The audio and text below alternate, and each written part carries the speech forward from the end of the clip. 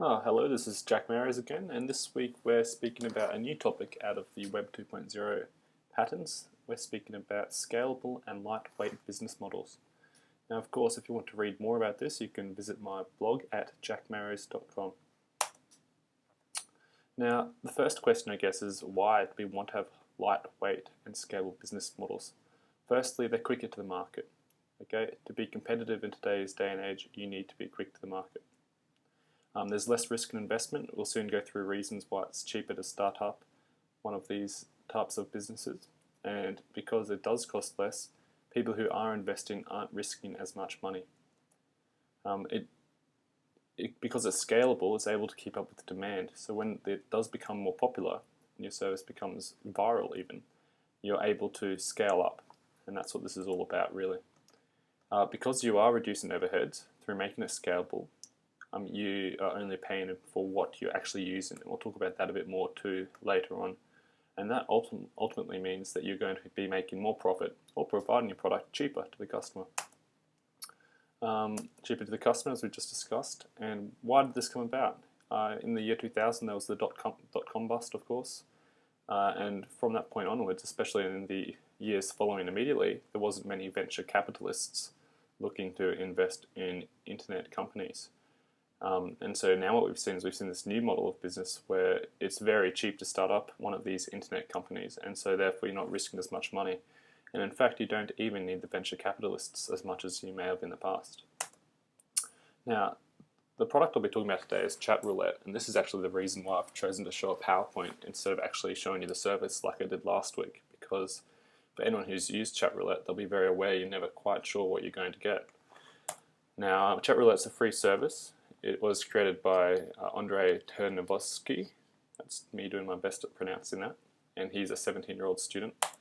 And what you actually do with it is you link it up with your web camera and you can chat to a random user around the world. It's a very novel idea. I don't think it's used for anything particularly productive right now, but people are definitely enjoying it.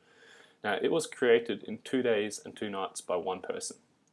That really puts into perspective how much effort has to go into applications these days. The whole idea is you make it quickly and you get it to market quickly, and that's exactly what happened with Chatroulette. It was mainly developed in Flash. Of course, you also had to use some HTML, CSS, and possibly JavaScript, but most of his development was done in Flash.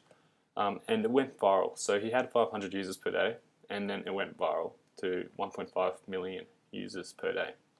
He also said that within 1 month he had 30 million unique users. So that's why it's such a great example of a business that not only had to be scalable to keep up, but was scalable to keep up.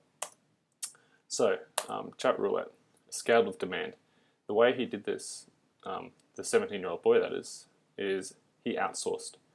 He purchased his server space from a web farm, and what it meant was when he needed more bandwidth and more storage, he was able to get it. It was self-service. There is at no point where he specifically or any of his employees has to interact directly with the customer. The customer does everything that they need to have that product up and running. So what that means is it doesn't matter if there's 1 user or 1 million users. Because everyone's doing it themselves, it really doesn't make much of a difference aside from how much, bandwidth you're using. And it was a really basic solution, and the real testament to that is the fact that it only took 2 days and 2 nights to create. Now, he outsourced not only in the servers, like we've already discussed, but he also actually outsourced in the employees. He currently has 4 people working for him, which he found on the internet. Now, he doesn't have them on a permanent payroll, and so what that means is he can scale up and down as he needs it.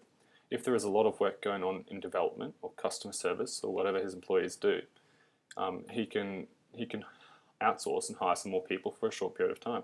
And then when that work reduces, he can then stop employing those people. And that once again helps to reduce the overheads we were speaking about before as well. Now, he took advantage of viral marketing, and he was very clear when I was reading an article that he wrote, it was actually an interview, about the fact that it didn't happen by accident.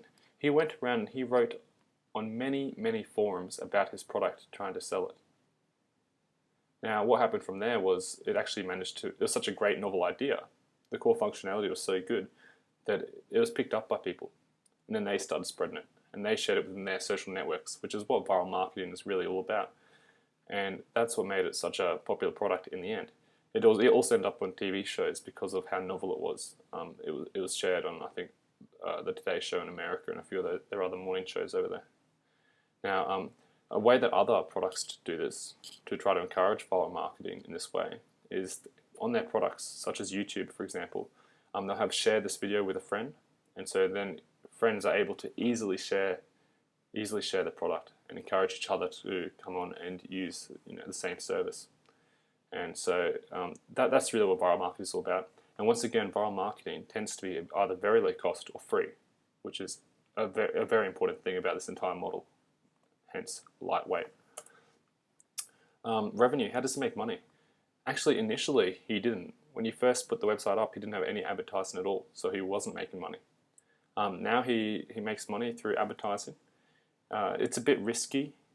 Firstly, only making money through a single revenue source, which is right now advertising. So in the future, I've suggested maybe he'll want to create a premium subscription or harvest information about products. I actually read an article where someone was suggesting that you could, when you're going through your random users, you could get to pages where a product comes up. And instead of clicking past, you just click yes or no, and then that product would disappear. And so you could harvest information about which users liked that product. It's very risky doing what this young lad did, though, in the sense that because he didn't have advertising initially, when it did go viral, he would have been spending great amounts of money to maintain his servers, and he wouldn't have been making any money. So that can be quite expensive. Now, it obviously paid off, right at the end of our talk here. It obviously paid off. His business is now considered to be worth 10 million euros.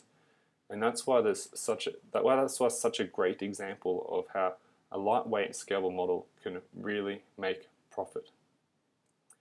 That's all I'm really going to speak about this week. If you have any questions or comments about this blog, I'd really love you to come to my webpage at jackmarios.com. And on that webpage, I'd really love you to leave your comments, leave your ideas.